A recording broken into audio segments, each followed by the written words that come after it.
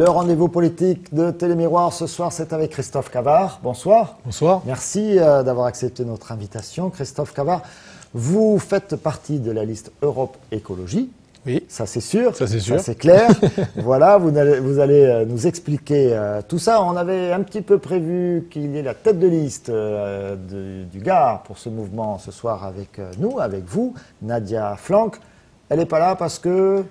Elle n'est tout simplement pas là parce qu'on a fait le choix au niveau d'Europe Écologie, dans le Gard, de pouvoir tirer cette liste en binôme. Donc il y aura Nadia Flanck, donc, qui appartient à la Gauche Alternative, qui est un mouvement aussi auquel j'appartiens, et Sylvain Pastor, qui est connu dans ce département, et qui est aussi en gros en duo avec Nadia Flanck. Et justement, ça veut dire qu'ils ne vont plus se quitter. Donc exactement, ils vont vivre la campagne tous les deux jusqu'au bout, avec évidemment tout l'ensemble des colistiers qui vont s'y investir. Et donc l'idée, c'est évidemment de, peut-être dans un contexte où justement on voit que des fois il y a des problématiques personnelles entre les uns et les autres, et bien de montrer que Europe Écologie, en quelques jours, finalement, a réussi à trouver sa juste place, y compris dans ce département, à travers deux personnages. Alors justement, racontez-nous un petit peu ces quelques jours, parce qu'on a besoin d'éclaircissement, c'est extrêmement compliqué. Vous avez peut-être regardé le journal il y a un instant, on a aussi un peu parlé politique.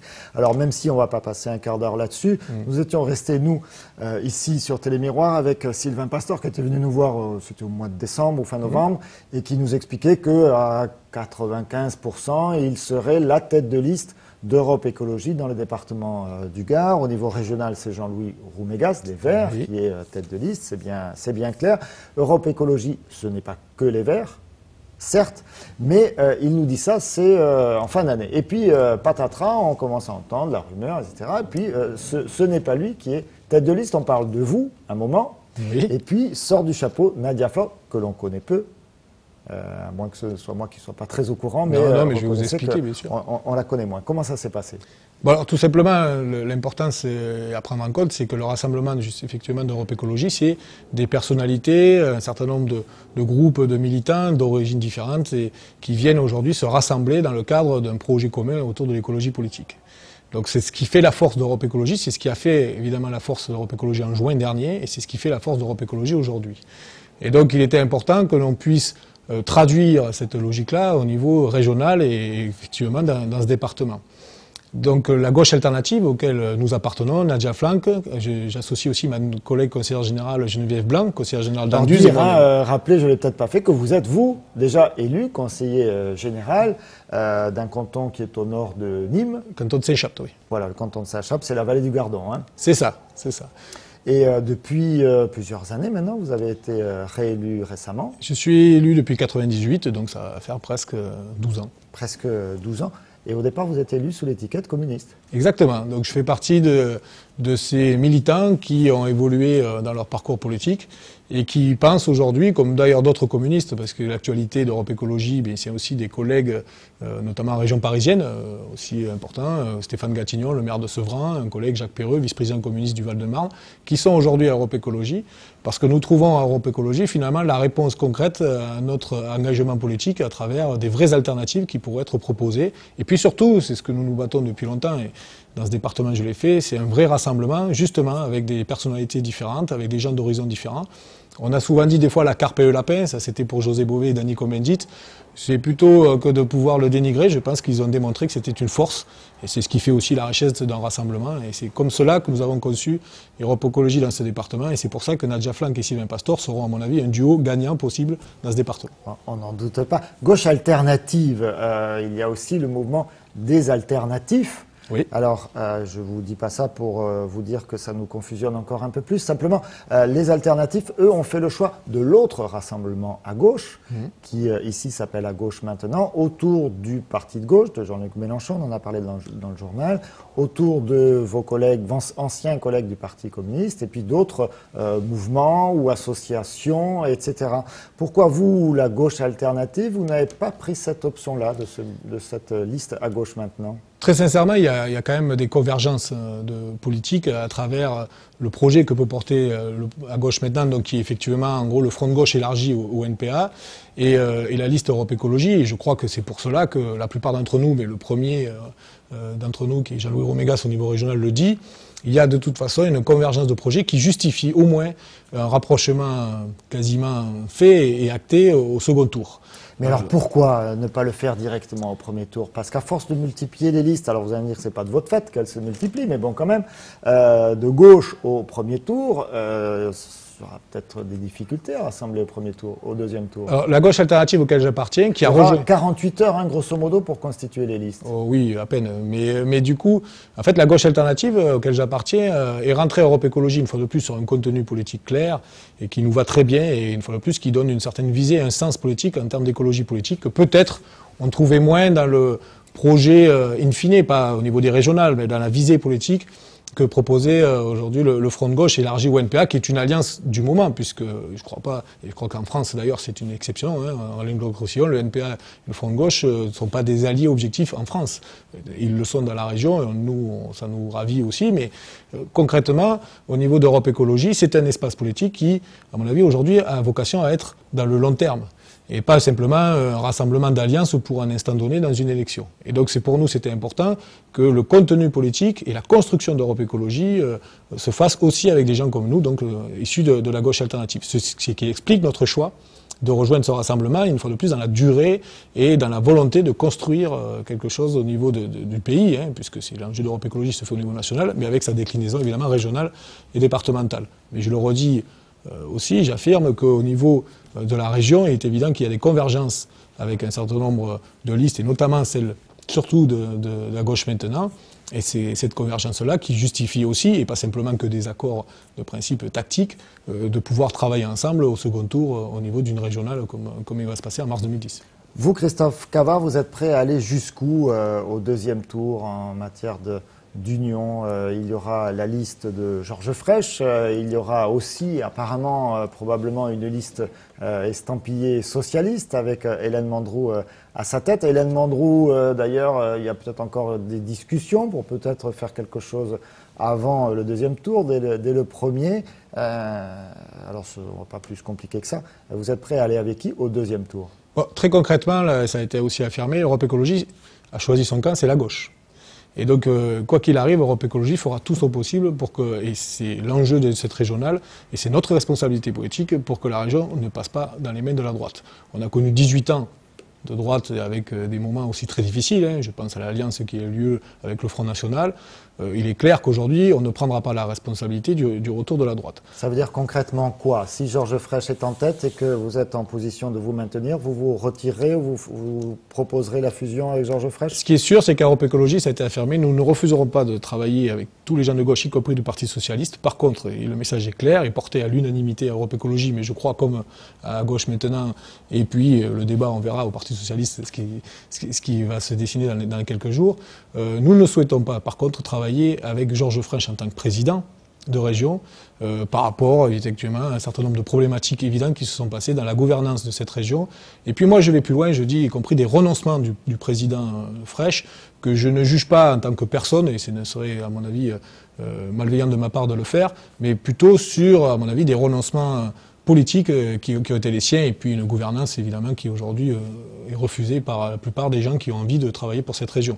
Donc avec le Parti Socialiste, on verra bien de ce qui en découle, et puis on va laisser au Parti Socialiste de régler ses problèmes. Mais on ne refusera pas de politique. On a un petit peu de mal à comprendre. Si Georges Frêche est premier, imaginons, c'est a priori ce que donnent les sondages, même si on est encore un petit peu loin du scrutin. Hypothèse qui n'est pas absurde, Georges Frêche arrive premier. Ça veut dire que les gens, ils auront voté gauche, certes, mais ils auront aussi beaucoup voté Georges Frêche, surtout dans le contexte dans lequel on est, où les critiques à peu près de la France entière vont sur sa personne, sur Georges Frêche. Comment pouvez-vous imaginer que cet homme renonce à la présidence alors qu'il serait arrivé en tête? Alors, très sincèrement, et dans ce cas-là, ça veut dire que vous maintenez? Très sincèrement, ça a été dit, au second tour, nous ne pourrons pas faire acte commun à partir du moment où le Parti Socialiste nous proposerait que Georges Frêche comme candidat. Mais très concrètement, moi je vis dans les heures qui sont en train d'écouler, le Parti Socialiste apparemment, déjà avant même le premier tour, fait déjà une autre proposition. Une fois de plus, soyons calmes, on verra bien de ce qui se passe dans quelques jours. Mais le Parti Socialiste aujourd'hui a proposé concrètement de faire une autre liste. Donc à partir du moment où il y a une autre liste posée par le Parti Socialiste, il est évident que après c'est un débat de projet. Nous n'avons pas vocation à Europe Écologie à croire que nous allons passer toujours derrière aussi les formations de gauche classiques comme le Parti Socialiste. Nous avons un vrai projet d'alternative et j'ai envie de dire que plutôt que de faire un combat de personnes, nous vous proposons, nous, aux électrices et aux électeurs, de faire la différence sur le projet politique. Et puis, nous ferons le tri, je dirais. D'accord, bon, on a bien compris, vous avez bien compris que je n'aurai pas de réponse formelle sur, avec, contre, etc. pour le deuxième tour. On n'est même pas au premier. Tout à l'heure, j'ai entendu José Bové dire, on a passé un petit peu de temps sur le casting. On était en train de se perdre, on ne parle plus du projet. Vous allez pouvoir reparler du projet puisque vous avez arrêté vos listes. C'est quoi le projet d'Europe Écologie? Le vrai projet d'Europe Écologie aujourd'hui, dans le cadre de cette région, c'est de proposer une alternative sur des compétences réelles au niveau de la région. La première des compétences, qui intéresse quand même beaucoup de gens, c'est l'économie. Nous souhaitons aujourd'hui une transformation écologique de l'économie. Concrètement, ça veut dire quoi? Ça veut dire venir sur des terrains qui, à mon avis, sont mal exploités, dans un débat aujourd'hui important à travers les énergies renouvelables, à travers peut-être une autre conception de l'économie, je pense à l'économie sociale et solidaire, à travers les coopératives qui sont à favoriser, à travers peut-être la relocalisation de l'économie. Ça, c'est tout le débat autour des circuits courts et le fait qu'on puisse effectivement avoir une économie régionale, départementale, à travers le territoire et pas simplement des entreprises qui viennent de l'extérieur s'installer dans la région. Donc sur ce volet économique, nous avons de vraies propositions qui, à mon avis, font la différence, peut-être aussi avec d'autres listes, parce que nous pensons aujourd'hui qu'il faut transformer cette économie, qui est une économie qui écrase, qui met en concurrence et qui, on le voit tous les jours, est une économie destructrice puisque malheureusement, beaucoup de gens en subissent les sévices. Donc sur le plan économique, nous avons un projet très concret et j'appelle les gens à pouvoir venir discuter avec nous. Et puis ce projet, évidemment, n'est pas figé, il a vocation à évoluer aussi avec les projets. Un peu plus de concret. Parce que relocaliser l'économie, c'est pas mal, mais on voit bien que quel même président de la République pourrait refuser un programme comme celui-là. Or, c'est bien difficile à faire déjà au niveau national. Comment au niveau régional, vous pouvez imaginer avoir suffisamment de moyens pour avoir une influence en matière de relocalisation? Alors, tout simplement, je vais vous donner un exemple très concret. Aujourd'hui, nous avons dans ce département des projets de territoire qui partent des individus, donc, et notamment les agriculteurs, puisqu'on est dans un département agricole, qui souhaitent à un moment donné travailler sur la question, 1, de la qualité alimentaire, du bio, ou en tout cas de ce qui s'en rapproche, et 2, d'une transformation de leurs exploitations, justement, sur des tailles qui leur permettent à un moment donné de produire de la bonne qualité. Très concrètement, là aussi, les collectivités ont leur rôle à jouer. Et donc les moyens financiers qui peuvent être apportés au soutien au projet de transformation d'exploitation dites classiques vers des exploitations qui tendent en tout cas vers le label bio ou en tout cas dans l'esprit du bio, ça existe dans ce département. Je prends un exemple très concret puisque ma collègue conseillère générale d'Anduz l'accompagne sur Massillard, Gatuerche et Tornac.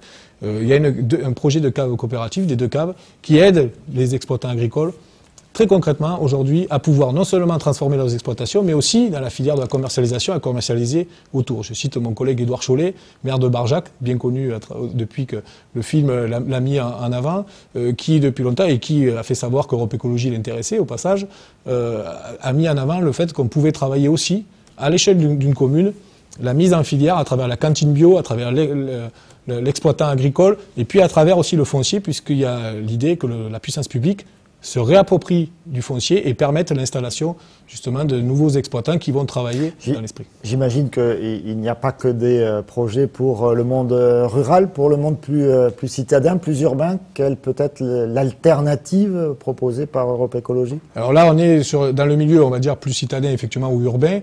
On est sur la volonté de pouvoir là aussi accompagner des projets qui existent déjà sous forme de coopératives. Les fameuses SCOP, Sociétés coopératives ouvrières de production, et puis un outil qui est extrêmement important pour les collectivités, dont le conseil régional et éventuellement d'autres collectivités, ce sont les SIC, les sociétés coopératives d'intérêt collectif, qui sont des sociétés coopératives qui permettent à des coopérateurs, usagers, des individus comme tous les deux, mais aussi de la puissance publique, des groupes d'intérêt, de pouvoir travailler ensemble sur des projets de production. Alors là, tout y est possible, toute industrie ou production classique, de tout ce qu'on a besoin.